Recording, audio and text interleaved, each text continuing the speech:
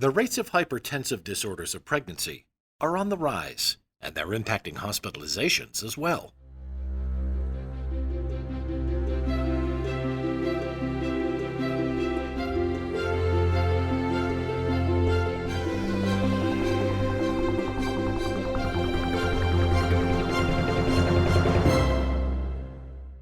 Welcome to Advancing Health, a podcast from the American Hospital Association.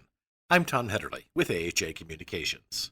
In this podcast, Aisha Syeda, Senior Program Manager for AHA Strategic Initiatives, sits down with Shanna Cox, Associate Director for Science in the Center for Disease Control and Prevention's Division of Reproductive Health, to discuss the reasons behind the increase in hypertensive disorders of pregnancy, its health outcomes, and what hospitals can do to identify and prevent associated complications. Shanna also shares strategies and resources hospitals can use to guide this work with equity in mind. Thank you, Tom, and welcome, Shanna, and thank you for speaking with me today. Let's get started with some facts. Shanna, why are we seeing a rise in hypertensive disorders in pregnancy, and what are the implications of this increase on health outcomes and health disparities in the U.S.? Hypertensive disorders in pregnancy can cause severe complications for pregnant and postpartum people, such as heart attacks and strokes, and are a leading cause of pregnancy-related deaths in the United States. A recent report found that the prevalence of hypertensive disorders in pregnancy among delivery hospitalizations increased from about 13% in 2017 to 16% in 2019, affecting at least 1 in 7 delivery hospitalizations during this period. And unfortunately, some communities are disproportionately impacted. Data shows that Black, American Indian, and Alaska Native women are more likely to have a hypertensive disorder in pregnancy at delivery compared to white women. There are many reasons why we are seeing a rise in hypertensive disorders of pregnancy in the United States. Characteristics associated with increased risks, such as older maternal age, obesity, and diabetes, have increased in the United States and may explain some of the increase in the prevalence of hypertensive disorders in pregnancy. Factors contributing to racial and ethnic inequities include a higher burden of risk factors, such as rates of obesity and diabetes, as well as differences in access to and quality of healthcare. Psychosocial stress from experienced racism has also been found to be associated with chronic hypertension. So disparities may be based on location, such as differences in characteristics associated with these increased risks that vary by location, such as higher levels of tobacco use, experience in poverty, or lower access to care in rural areas. Thank you for sharing those facts and the reasons behind the increase in these disorders in pregnancy. So, what can hospitals do to prevent severe hypertensive disorders in pregnancy-associated complications and mortality?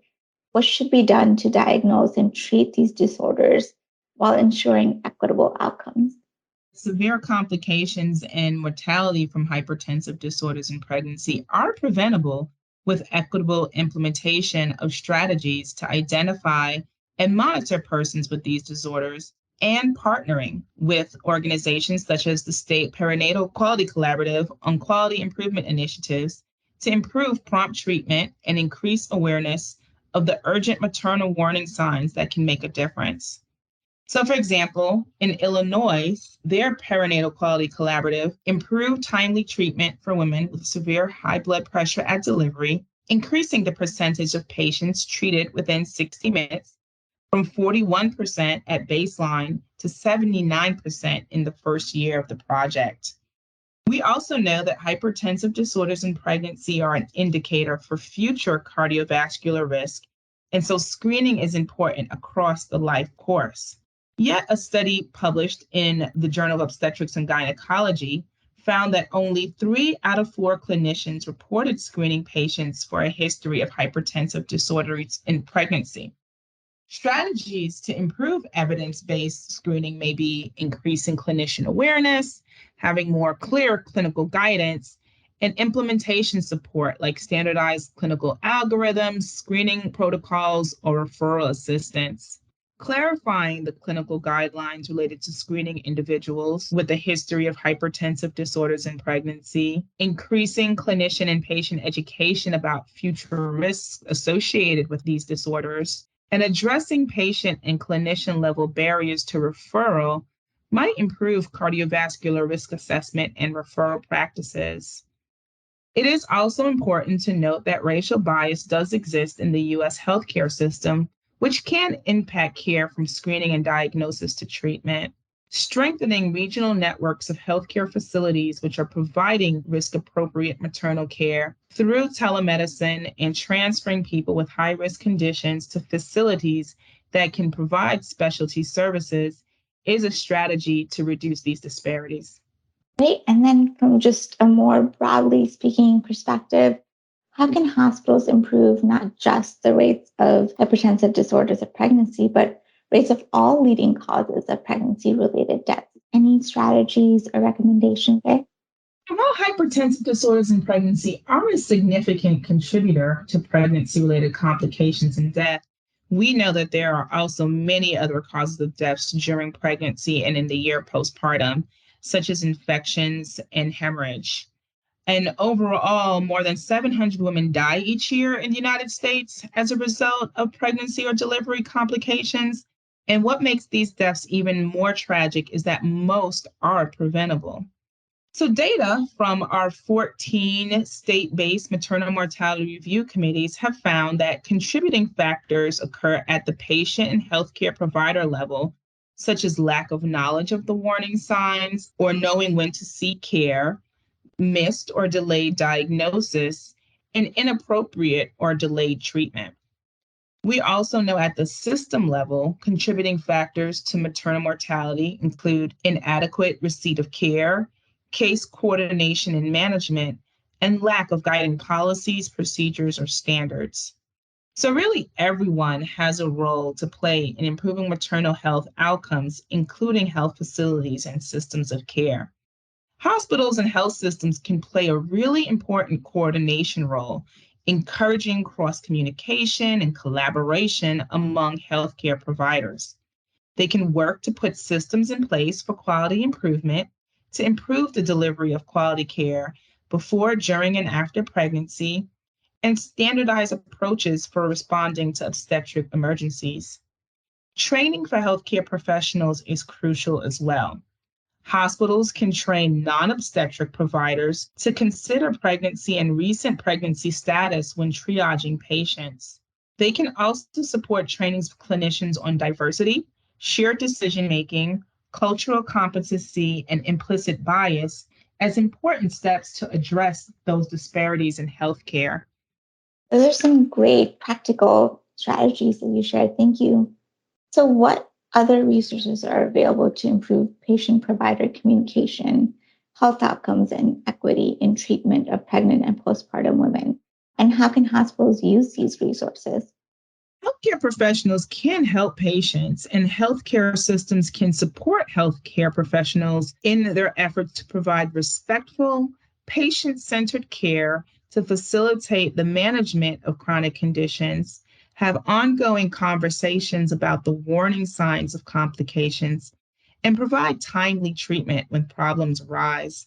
And so, a really important resource that really helps this framework is the Hear Her campaign. CDC released the Hear Her campaign to raise awareness of the 15 urgent maternal warning signs that can indicate potentially life threatening pregnancy related complications during and after pregnancy, and to improve the communication between patients, their support systems, and their healthcare providers. Recognizing these urgent maternal warning signs, getting an accurate and timely diagnosis, and the quality care can save lives. The campaign features a webpage and a suite of materials for healthcare professionals in obstetrics, pediatrics, and other fields of medicine, such as emergency and urgent care and primary care. These materials include posters, palm cards, social media content in both English and Spanish.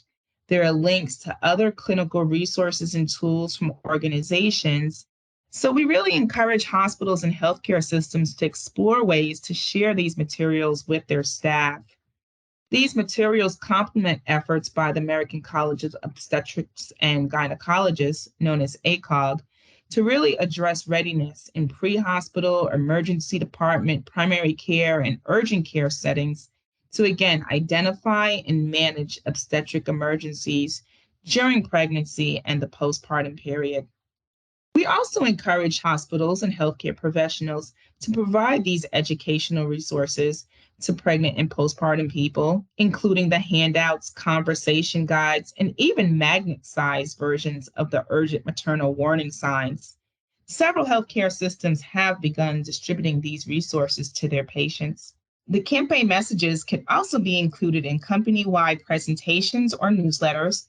For example, the maternal health campaign was recently included in the Federal Employee Health Benefits Program Carrier Letter going to all federal program carriers in the US. So, really, just want to emphasize again the Hear Her campaign is an amazing resource that has been inspired by the powerful stories of people who experienced serious pregnancy related complications but did not feel heard by those around them, potentially delaying their diagnosis of treatment. In addition to these stories and these resources, visit the website at www.cdc.gov/hearher.